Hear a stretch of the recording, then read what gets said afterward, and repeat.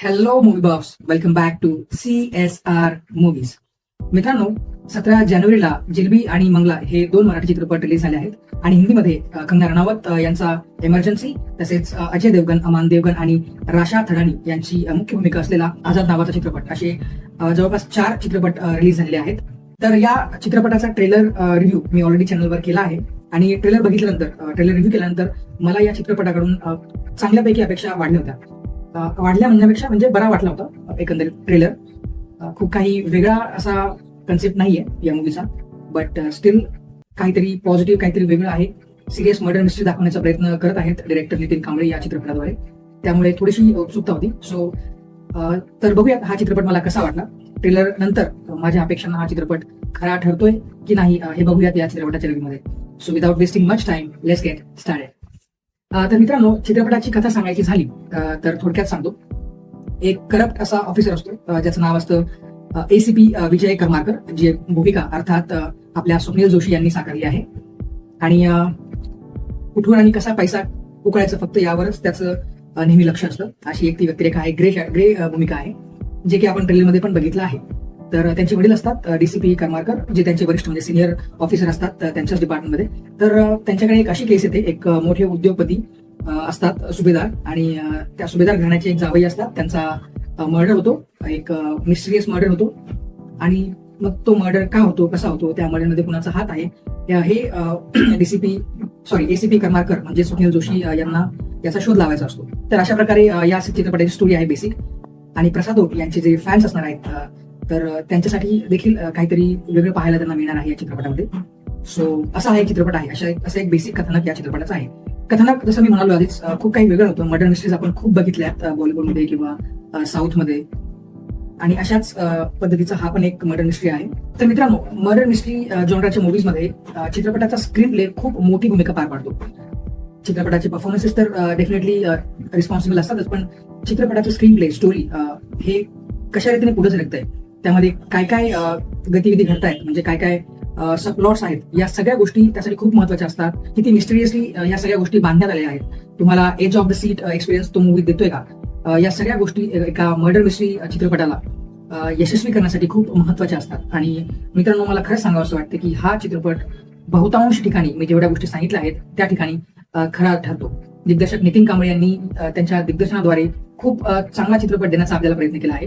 त्यांचं दिग्दर्शन खूप उत्तम झालंय असं मी म्हणेल. कारण मर्डर मिस्ट्री मूवी बघताना प्रत्येकाला एक उत्सुकता लागलेली असते की खुनी कोण आहे, आणि त्यासाठी प्रत्येक आपण जे प्रेक्षक असतो त्यांचं पण एक डोकं चालत असतं की हा कुणी असेल, किंवा अरे हा नाही, हा कुणी असेल, यांनी मर्डर केला असेल.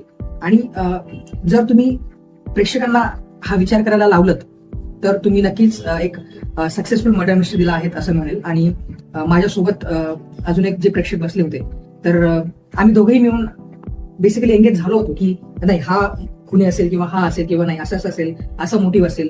आणि त्यामुळे मला तरी बऱ्यापैकी वाटतं की हा चित्रपट प्रेक्षकांना आवडेल.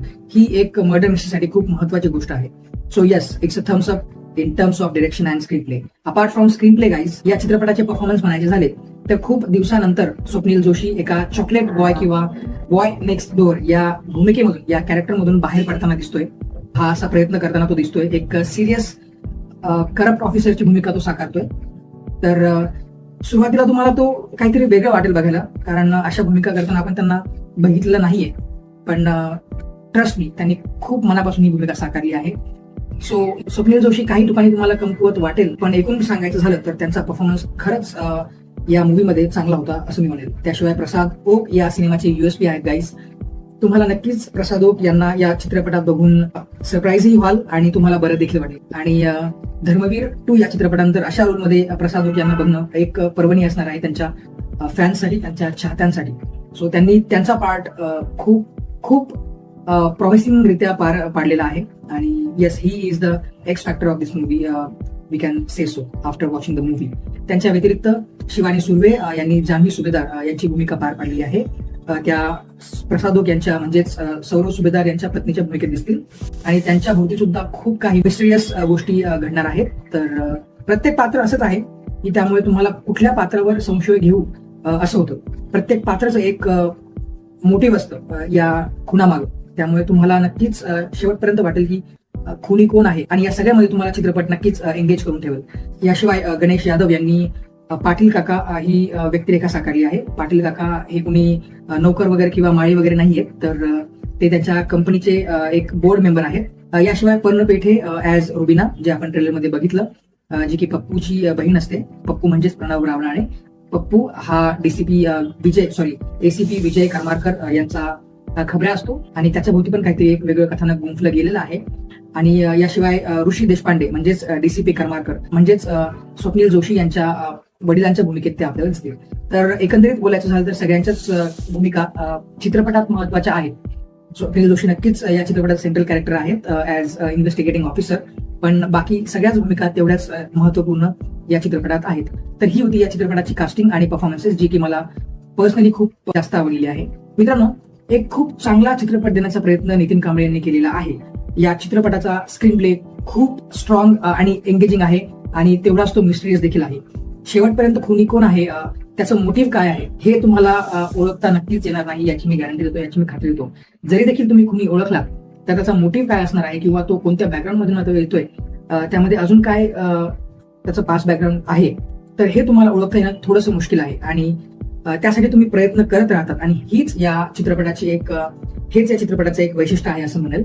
एका मिस्टिरियस ड्रामा किंवा मर्डर मिस्ट्री मूवीमध्ये ही गोष्ट खूप महत्वाची असते, आणि यामध्ये जर ते यशस्वी झाले असतील तर yes, it's a plus point for the movie, it's a win win situation for the movie. याशिवाय ऍक्टिंग परफॉर्मन्सेस पण खूप चांगले झालेले आहेत.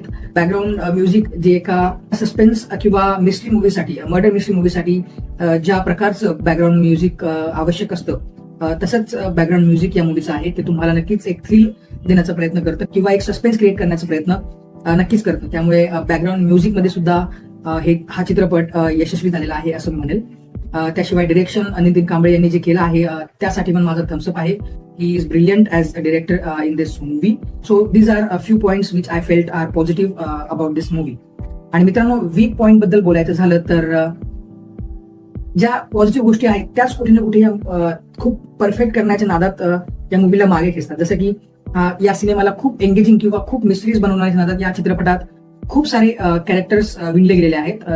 प्रत्येक कॅरेक्टरचं एक वेगळं बॅकग्राऊंड असतं, प्रत्येक कॅरेक्टरचं एक वेगळं मोटिव्ह असतं, प्रत्येक कॅरेक्टरच्या काहीतरी वेगळंच त्याचं कथानक चाललेलं असतं. जसं की रुबिना, जसं की म्हणजेच पर्णपेठेचं कॅरेक्टर, तिचं कॅरेक्टर या मूवीमध्ये नसलं जरी असतं ना, तरी मला वाटत नाही काही फरक पडला असता. बट मूवी एका पॅरलल सिंगल ट्रॅकमध्ये जरी चालली असती तरी पण तिला एंगेजिंग करता आलं असतं. कन्फ्युजन न वाढवता सुद्धा मूवीला एंगेजिंग करता आलं असतं, तर ती जास्त प्रभावशाली ठरली असती असं मी म्हणेल. त्याशिवाय सिनेमॅटोग्राफी या चित्रपटाची जी आहे, ऍक्शन सिक्वेन्सेस जे आहेत ते अजूनही त्यामध्ये कमतरता आहे मित्रांनो. मराठी चित्रपटांची सिनेमॅटोग्राफी किंवा ऍक्शन कोरिओग्राफी अजून परफेक्ट व्हायला हवी असं मी अजूनही म्हणेल. या चित्रपटात जर ते अजून चांगल्या रीतीने जर दाखवलं गेलं असतं, कोरिओग्राफ केले असते ऍक्शन सिक्वेन्सेस, तर येस, इट कुड हॅव बीन मच बेटर. तर हा एक अजून एक निगेटिव्ह पॉईंट आहे. आणि मित्रांनो, अजून एक गोष्ट जी आहे, जी मला थोडीशी खटकली, मी खूप नाही म्हणणार, ती आहे या चित्रपटातील हिंदी डायलॉग. बऱ्याच प्रमाणात हिंदी डायलॉग्स किंवा संवाद या चित्रपटामध्ये आहेत मित्रांनो. पप्पू हे जे कॅरेक्टर आहे, प्रणव रावराणे यांनी साकारलेलं, ते एक मुस्लिम कॅरेक्टर आहे. त्यासोबत रुबिना, त्याची बहीण, हे पण एक मुस्लिम कॅरेक्टर आहे. आणि हे दोघेही मुख्यतः हिंदी बोलतानाच तुम्हाला दिसतील, आणि याची काहीच गरज नव्हती मित्रांनो. म्हणजे लिटरली सांगतो, मला समजतंय की तुम्ही कुठून येत आहात, डायरेक्टर किंवा प्रोड्युसर्स कुठून येत आहात. आजही खूप अशी लोक आहेत, मुस्लिम समाज जो आहे महाराष्ट्रातील, तो बऱ्यापैकी आपल्या इथे हिंदी बोलतो, पण त्याचसोबत अजूनही असा समाज आहे मुस्लिम, अजूनही असे लोक आहेत जे मराठीतही संवाद साधतात आणि खूप अस्खलित मराठी बोलतात. तुमचं पूर्ण नाव? हफीजा सलीम शेख. करेक्ट. इथं गाभाऱ्यात गेल्यावर काय वाटलं? काय नाही सर, बरं वाटलं. अजून काय, देवधर्म केलं, काय आपलं सगळं धर्म म्हणजे एक असतो. किती वर्षापासून तुम्ही येतात? आमच्या आजी आजोबापासून आम्ही येतो. आणि आपल्याला त्या समाजाला रिप्रेझेंट करायचं, आपल्याला त्या महाराष्ट्राला रिप्रेझेंट करण्याची गरज आहे मित्रांनो, ना की जे मुस्लिम हिंदी बोलतात. जर तो कन्नड मुस्लिम असेल तर तो कानडी भाषेतच बोलेल, जर तो मल्याळी मुस्लिम असेल तर तो मल्याळी भाषेत बोलेल, तमिळ मुस्लिम हे तमिळ भाषेतच बोलतील, आणि तेलुगू मुस्लिम हे तेलुगू भाषेतच बोलतील. तुम्हाला ते त्या व्यतिरिक्त कुठल्याही भाषेत बोलताना दिसणार नाहीत. आणि हे आपल्याला कुठेतरी दाखवायचं आहे, हे आपल्याला लोकांसमोर चित्र उभं करणं खूप गरजेचं आहे असं मला वाटतं. बेसिकली मराठी भाषेला जर अभिजात भाषेचा दर्जा मिळालेला आहे, तर इथून सुरुवात करणं गरजेचं आहे आणि एका चित्रपट निर्मात्याला किंवा डिरेक्टरला या गोष्टी खूप विचारपूर्वक पद्धतीने मांडायला लागतील इन फ्युचर. कारण की प्रेक्षक या गोष्टी चित्रपटामध्ये खूप चांगल्या गोष्टी जरी असतील पण त्यांना एखादी चूक जरी सापडली तर त्या गोष्टीमुळे चित्रपटाला एक निगेटिव्ह मार्केटिंग व्हायला लागते. त्या गोष्टीमुळे एक निगेटिव्ह माउथ पब्लिसिटी व्हायला लागते. सो आय रिक्वेस्ट की तुम्ही जेव्हा चित्रपट बनवता तेव्हा मोस्टली फोकस करा की मराठी भाषेवरच जास्त प्राधान्य दिले जाईल. एखाद दुसरा डायलॉग ठीक आहे, आपण समजू शकतो की आपणही दैनंदिन जीवनात खूप साऱ्या हिंदी भाषेचा वापर करतो किंवा मराठी व्यतिरिक्त इंग्लिश भाषेचा देखील वापर करतो. पण एक चित्रपट जेव्हा आपण बघतोय तेव्हा लोकांची अपेक्षा अशीच असणार आहे की सगळे डायलॉग्स, सगळा जो चित्रपट आहे तो मॅक्झिमम मराठीमध्ये असायला हवा. सो हे माझं एक प्रामाणिक मत आहे. यावर चित्रपट निर्मात्यांनी आणि दिग्दर्शकांनी विचार करायला हवा जर इन केस बघितला कोणी व्हिडिओ तर. सो या व्यतिरिक्त मूवी खरंच चांगला आहे आणि प्रेक्षकांनाही विनंती करतो की फक्त या गोष्टीमुळे जर हा चित्रपट तुम्ही नकारत असाल तर अशी चूक नका करू. कारण की चित्रपट खरंच चांगला आहे. चित्रपटाला एनकरेज करायला नक्कीच काही हरकत नाहीये असं मी म्हणेल. So it's definitely good one time watch. Must watch जरी नसला तरी खूप चांगला प्रयत्न केला आहे. ट्विस्ट तुम्हाला नक्कीच या चित्रपटात जे आहेत, जे ट्विस्ट येतात ते तुम्हाला नक्कीच आवडतील. चित्रपट तुम्हाला edge on the seat experience नक्कीच देऊन जाईल. तुम्हाला कुणी कोण आहे हे याचा विचार करायला, हे ओळखायला नक्कीच एनकरेज करेल आणि त्यामध्ये तुम्ही एंगेज व्हाल. आणि हेच एक मर्डर मिस्ट्रीसाठी खूप महत्वाचं असतं, ज्यात दिग्दर्शक आणि सगळीच कास्ट, या चित्रपटाची कथा हे सगळंच यशस्वी झालेलं आहे. सो काही गोष्टी बाजूला ठेवून, ज्या की ठेवायला नको आहेत, पण आपण एक्सपेक्ट करू, आपण आशावादी राहू की फ्युचरमध्ये असं नको व्हायला आणि त्या गोष्टी पुढे नक्कीच दिग्दर्शक आणि निर्माते, मराठी दिग्दर्शक आणि निर्माते सुधारतील असं मला वाटतं. So yeah that's it about this movie चिल्मी. मित्रांनो, तुम्हाला माझा रिव्ह्यू कसा वाटला हे कमेंटमध्ये नक्की सांगा. तुम्ही जर चित्रपट बघितला असेल तर चित्रपट कसा होता हे देखील कमेंटमध्ये सांगा. आणि सगळ्यात महत्वाचं, माझं कंटेंट जर आवडत असेल तर व्हिडिओला नक्कीच लाईक करा आणि माझ्या चॅनलला सबस्क्राईब करायला देखील विसरू नका. Do subscribe guys. Thank you so much. Tata bye.